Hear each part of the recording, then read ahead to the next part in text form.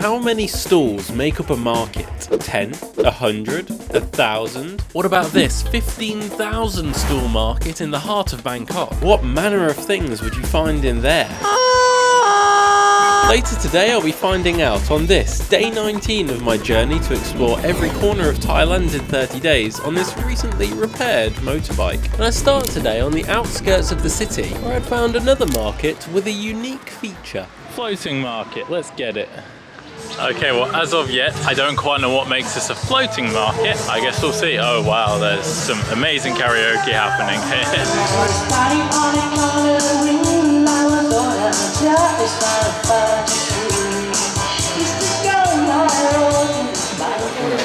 It's a local KFC. I'm somewhat regretting having breakfast this morning. Between this market and the market later, I'm probably going to eat a lot of food today. If I hadn't had breakfast, I don't think I would have had a single meal today. Is what I'm predicting the day is going to be like. Oh, these things are cool. Okay, enough with all that. I want to see what the whole floating deal is about.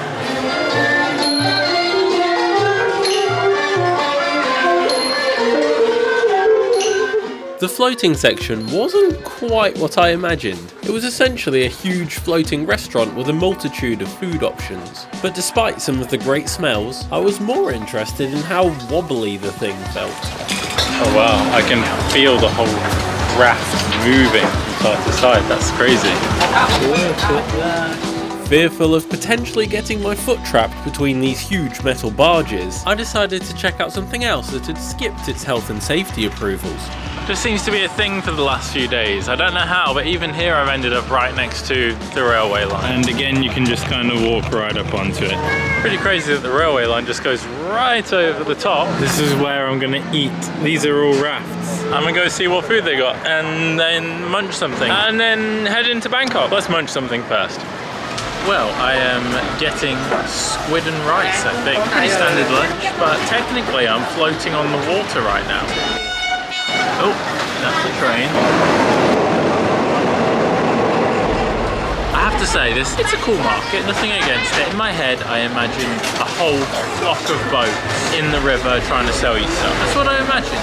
And maybe you can get those, but that's not what this is. One cool thing I do like about this raft though, is that you can really feel that it's floating. When a boat goes by, it goes like this. So if you get seasickness, maybe don't come and eat on here, otherwise you could be chucking up overboard.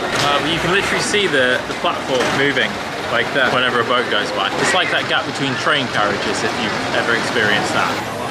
That looks like a shot of chili and stuff. Right, I'm gonna monster this. I know I've kind of like cut a load of that out or sped it up, however I've decided to edit it, but that took me about 3 minutes to eat. I'm gonna go get some dessert or something. Oh wow, these look like burgers, but they're... Are they? Sweet dessert. Okay, crispy pancake. The white stuff is like marshmallowy stuff, and the orange is like sweet caramelized orange seaweed. I'm gonna go with. Look, it's so sticky it all holds. These are things that I've only ever been able to get in Thailand. I've never seen them anywhere else, I don't think, but they are just delicious. And because each one is so thin and dainty, it's one of the most Moorish foods I've ever had as well. Karaoke is still going strong over there as well. I took this as a cue to leave. Unfortunately, this meant getting back onto Bangkok's highway system. 3, 2, 1, we made it! Yeah, success! Which, if you've been watching the series so far, you'll know that these giant behemoth roads with their giant behemoth vehicles are some of my absolute favourites. This lorry is all over the shop. Don't come any more into my lane, you jockey. We're off to a car boot sale, lad. No, too fast, slow down. Oh, that's bumpy. I hate that. I'm slow. But after several kilometres of defiant bravery... When do I get off? Let me get off. I want to get off. I don't want to be here. I arrived at the same hostel I'd stayed at 2 weeks ago. This time early enough that I had some time to kill before check-in. I'm not very good at waiting. Okay, well I'm back at the hostel and on the chairs that move. Ooh, these things are fun. If every hostel was like this one, particularly with the privacy and the size of the beds, you'd never need a hotel. I like it. Anyway, the day is moving on and the market that I'm going to closes in 3 hours. So this is bucket list item number, I think it's number 9 of the trip. And while I'm there, I have kind of 2 missions, well, 1 mission, 2 missions, 2-part singular mission. I'm not usually a souvenir person. I never have been, but on this trip, I've already got my mum a souvenir from Vietnam, but I haven't got anything for my dad or my sister. So I should get them, you know, a little something. I'll tell you what, I'm not going to be short of choice at this market. And I'll tell you why I'm going to have so much choice for souvenirs for my family on the way. No name, let's go.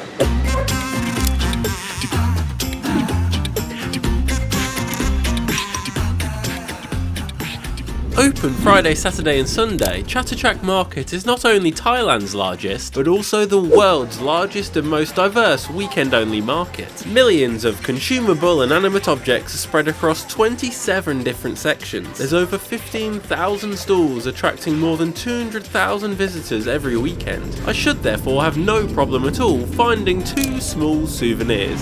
And I'm about to join a swarm of many thousands of people. All of us looking for a necessary consumable items. Okay, well, I don't even know where to begin with this place, so I'm tempted to just start walking inside and see what I find.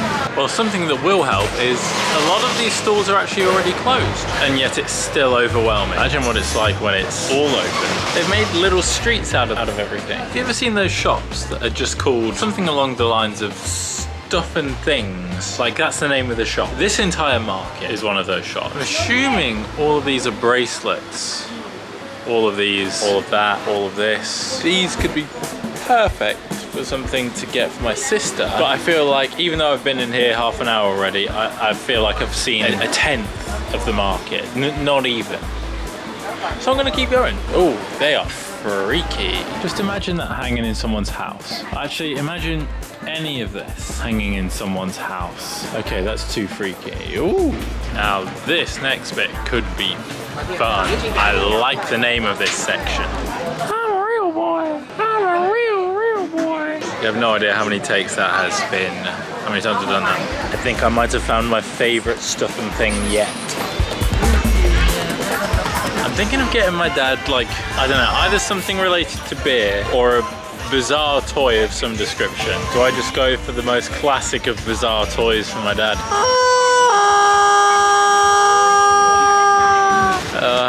I'm immature. I mean, those things are great. I'm just imagining the size of that, having to squish it down into my bag in a hostel early in the morning and it just going off while I'm trying to pack it. I can't do that. I'm not gonna get my dad a rubber chicken. Oh, how about one of these elephants there? I mean, you've just seen them against the size of my hand. They're not big, they're just too big for my bag. I think I'm gonna get my dad one of these happy fat monk Buddha people. My dad really likes The Simpsons. It was on all the time growing up, and somehow they make me think of Homer Simpson if he was a monk, or Homer Simpson if he was from Thailand. I like this guy. That's a good price as well. I'm not even gonna haggle that at 75. Look at that. Happy fat Buddha, man.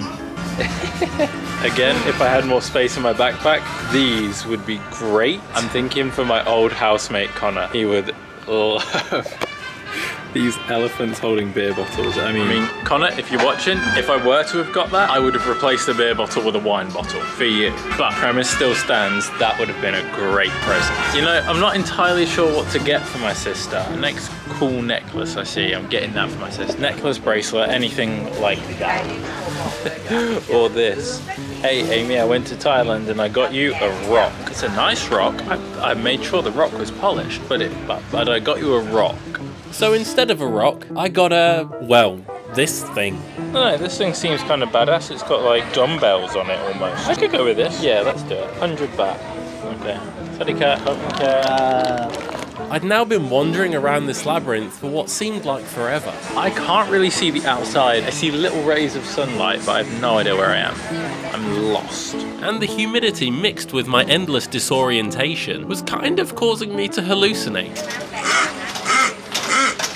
Thought that garbage man had a duck with him. It's just a little squeaky toy that he's got.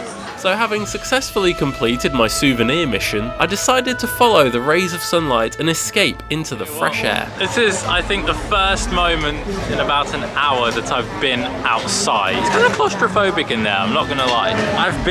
I've seen a lot of stuff and things. I've got some stuff and things for my family. I've probably seen 5% of this whole market. Boggles the mind how huge it is and how many people are here. Was it worth rearranging some of the days to get here on the weekends?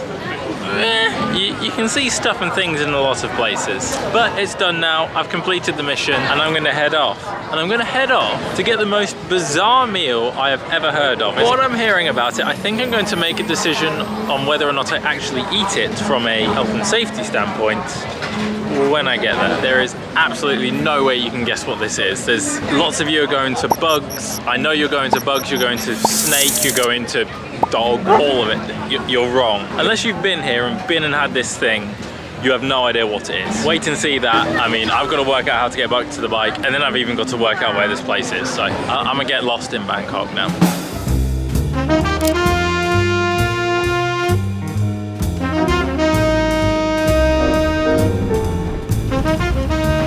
Okay, well, I believe after a melee on the roads, we are here. All the names are in Thai. I'm looking for a place called Watana Panish, but I mean, does that say Watana Panish? Okay, no, it's actually here. Oh wow. I'd ridden halfway across Bangkok for this hot pot. Okay, so I'm doing it. It has a beef stew in it. It's a Nua Tun, which is a popular beef stew in Bangkok, but this particular beef stew has been simmering a long time. 45 years. 45 years. This pot of beef stew has been a brew. The owner is a bloke called okay, Natapong Kawinan. When he was a child, it started, and he's just kept it going his whole life. Apparently every day he comes down, he tastes it, makes adjustments as adjustments need to be made. But that pot's been going for 45 years. Hence my concern over the food safety. My food has arrived. Look at it. It doesn't look particularly different to a lot of meals that I've had. This bowl of soup is more than 20 years older than me. Only so long I can put up with potential food poisoning.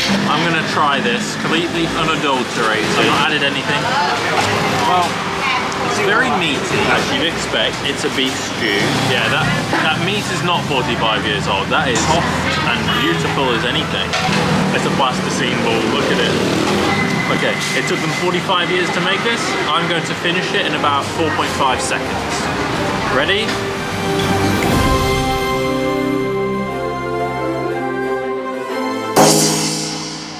Crikey. So I did end up I did end up adding some chili. That had some kick to it, but it was actually very, very tasty. I enjoyed that, no matter how bizarre. Don't get me wrong, though. If you hadn't told me this was 45 years old, I wouldn't have known. I'm sorry to ruin that illusion. I don't feel any different, doesn't feel magical. It's just cool to know. This is the most historical plate of food I have ever eaten and probably will ever eat. Now that's done, I still need to think of what 3 words to do. I've got a couple of things in mind, but I'm gonna go back to the hostel. Yeah, it's probably gonna be dark by the time you see me next. All right, let's go. Well, 1 hour and a quick nap later, I've decided on where to take the what 3 words photo for the day. The good news is the hostel's right behind you. I'm just going around the corner. Okay, let's go. So a few months ago, when I was in Bangkok, I came and checked out the old main station. Yes, I'm getting a little nerdy again. When I was in that old main station, they had some old, I don't know if you call them main, they have some old trains here. It feels like It feels like a convenient place to get the photo in front of some old main train in the old main station. That old main station. The very same station that was itself a Samsung advert last time I was here. They've made those benches out of some old main wheels. Okay, that's enough of the old main vibe. Let's get in here and get these photos. Well, singular photo.